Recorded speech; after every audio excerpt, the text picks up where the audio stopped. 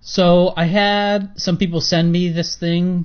Apparently, the New York Times is reposting a rejected report saying that refugees have on net contributed $63 billion more in revenue than they cost. And this is an interesting thing, and I think it's worth talking about, but it's not something that I can make really a whole video about, or a proper video about, so I'm just going to do like a little chat up on this. I wrote down a few things. So I read through the report. I'm not going to say I read, read every bit about it. I'll say I read through it. And so what they're looking at is refugees, as in people legally classified as refugees. Whether they really fit the true colloquial definition of refugee is another question. But these are legally classified refugees between 2005 and 2014. And there were 2,888,711 of those. And this report is looking at a sample of 18,316. So they're inferring from a sample. This is not census data. So, and I'll just say this. I'm looking at their sort of what they're saying in terms of the fiscal impact based on the median income. So according to this paper, refugees who have been in the United States for 10 years or more, that's important, 10 years or more, had a median income of $59,600 in 2014. The paper also said that the average refugee household paid roughly $21,818 more in taxes than they got back in government services over the past 10 years. This averages out to $2,182 net taxpayer per household per year from these refugee populations. Now, going back to my post where I looked at the fiscal impact of racial groups in the United States, I came to the number that in 2014, whites paid about $2,795 per capita more in taxes than they got from the government. And the median income of whites was $60,256 in 2014. So this number that this paper is coming up with is very plausible. If refugees in the United States did in fact make $59,600 per capita in 2014, then we would expect them to be net taxpayers about as much as whites are in 2014. But also consider that it's 10 years in for these people. So there's going to be years back, especially when they've just got off the boat, well, just got off the plane. They don't really come in barges, boats anymore. At least not to, well, let's not get into that. But when they first come to the United States, they're going to be a little bit poor. They're not going to have the same revenues, and they're not going to pay the same amount in taxes. So we could expect a few years when they first arrive in the United States for them to be sort of break even in terms of paying taxes, or even be net takers very early on. Typically, I know from just immigrants, period, not legally classified refugees, but immigrants, period, they typically end up paying, there's about a $3,000 swing from first generation to second generation in terms of net tax payment, that they end up being a net taxpayer $3,000 more from what their parents were in the first generation. So if their parents, are net takers of $6,000, the second generation is going to be a net taker of about $3,000. That's, just kind of a rule of thumb, the effect. So in terms of refugees, what's the effect going to be over a 10-year period? Now, I think just as groups of people, first off, the average income that these people in the sample are making, $59,600 a year, this is very close to the white number. This is higher than blacks. This is higher than Hispanics. Okay, so refugees make more than those two groups as immigrant groups, right? That's the first thing to consider. So I'm looking at this paper here, and there's so on the one hand, I have to kind of believe the results because these are very plausible results for the net fiscal impact of these refugees. And I say that because they match up with the numbers I got from whites, and their median income is very close to whites, and we'd expect the refugees to pay a little bit less on average over 10 years simply because they're going to be a little bit poor when they first arrive, so that would account for the little bit of the gap. But I sort of have to believe this report's data, at least in terms of the sample they're looking at. Of course, the question is this sample, does the sample extrapolate onto the rest of the refugee population? Another problem I would say with this report, and if I was Trump, which is why I would reject this report and say this report doesn't get to be published, is I would demand a breakdown of each groups. Because when you're doing immigration policy, you're not bringing in quote-unquote refugees, right? You're bringing in Somali refugees. You're bringing in Vietnamese refugees. You're bringing in Cuban refugees, right? Or you're bringing in Nigerian, right? You're bringing in specific, right? You're bringing in real people, right? And you can class them as refugees, sure, but you're bringing in what's actually out there. There's no country called refugee that all the refugees come from, right? What's actually out there are real people, and you need to disambiguate. And so a number that says something that says refugees have contributed to the economy this much, it's like, okay, but what they're really saying is that Vietnamese and Cubans and people from the former Soviet Union have contributed a lot to the United States economy. That doesn't necessarily mean that Somalis are going to do so. It doesn't necessarily mean that even Nigerians are going to do so. Now you could say, well, specific groups within Nigeria, some people from some certain tribes, right? You can always thin slice any population to a way where you can get black Africans are net contributors, right?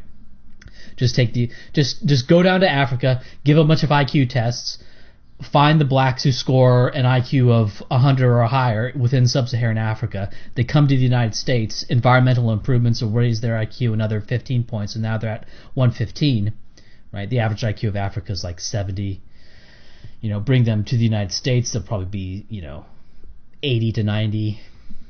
It's hard to say how, depending on how much of that's genetic or environmental, but it's going to be somewhere 80, 90 if they get proper Western environment. It's 70 when they're in their own environment. But the thing is, any immigrant group you bring over, could be a thin slice to be some elite population, right? And the danger in that, and that people look at that and say, oh, look, we basically brain drained the smartest people from Nigeria, and they're net contributors to this society that we're in, to Italian society, for example. And then you could have some really bad people, or really stupid people, and just really evil people who say, well, let's bring in, let's just mass immigrate from Nigeria. But the general population of Nigeria is not necessarily going to represent the kinds of people who you brought in previously, okay? Especially, for example, the biggest group in this study are Vietnamese. Now, Vietnamese, these are people who fled from a war, okay? These are refugees these are sort of the boat people who got on a boat to go to the United States in response to war situations. So these are going to be people who found a way out, right? So you're going to expect a little bit of selection for the people who figured out how to get to the United States, right? That's the first problem with the refugee population. There's just all sorts of reasons why you need to be very careful when looking at, saying refugees have contributed XYZ amount. And there's also that issue with immigrants. People want to bring in immigrants, and immigrants have been, are less criminal than the native population, or illegal immigrants are less criminal than the native population, and it's like. And the thing about that, first off, it's like what they typically do is they take people who have been in the U.S. for 10 years and compare it to people who have been in the U.S. for 30 years and say, look, people who have been in the U.S. for 30 years, they commit more crimes. They're not, and they're never factoring race. They're just looking at immigrant data. I did a post where I basically showed that Hispanic immigrants end up being as criminal as native-born Hispanics, black immigrants as criminals as native-born blacks, And this is based on longitudinal data. You see as the immigrants have stayed in the U.S. longer and longer and longer, their percentage of them that have committed some sort of felony trends towards that for the general population of their race, right? So Hispanic immigrants end up being as criminal as native-born Hispanics. The problem is when they first arrive into the U.S., they have a clean slate, right? When you first arrive to the United States, you haven't committed any crimes in the United States. It takes years for those to sort of rack up under your belt. And as a result, the immigrant community ends up looking a lot cleaner than it really is, simply because they haven't had the time to have their criminality documented, right?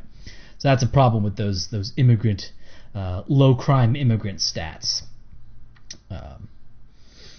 And there's all sorts of problems here. But I just wanted to make a post sort of addressing this. I guess this is a little bit nice because I can say, oh, look, whoever wrote this report, I forget the name of the people who wrote this report, but whoever wrote this report, their numbers for fiscal impact relative to the median income of the group you're looking at is very similar to what I got when I was doing the fiscal impact by racial group in the United States. So there's a little bit of... So this sort of confirms sort of what I'm doing, sort of my assumptions with the equal government and then the distributed fiscal impacts of the various services, the various welfares, and so not a lot of conclusions to make here. It's kind of muddled. I would just say, if some shitlib brings this up, one thing I would say is that the refugees in this paper do not necessarily match. First off, refugees in this paper don't necessarily match refugees going forward. This is a documentation of the past. This does not mean that even refugees you bring in are going to be as productive as these people were. That's the first thing. The second thing is, when talking about mass immigration, you're not talking about refugee status. You're talking about the hordes, right? You're talking about a much wider net of people that you're bringing in. Okay, so this doesn't even apply to mass immigration. So that's just how I would respond to this. Also, the sample may be wrong. The sample may be non-representative. I don't know enough about refugee populations in the United States to know whether the sample they use is accurate or not, but that could be an issue. But just generally, the real problem with this report I see is that the way it's going to be used. And it's going to be used to draw conclusions. It's going to be used to say things that this report just doesn't say. Right? They're going to try to go well beyond the bounds of what this report says. That's really the issue. And that's why I wouldn't approve it being released to the public, because I know how the public would use it. They would use it in a dishonest way, and so the most honest thing you could do is not show it. I don't know if that's why whoever in the Trump administration put the nix on this did so. I don't know why they did that, but I'm just saying why I would not show it if I were king. So, all right, I need to end this, and I'll go ahead and end this here.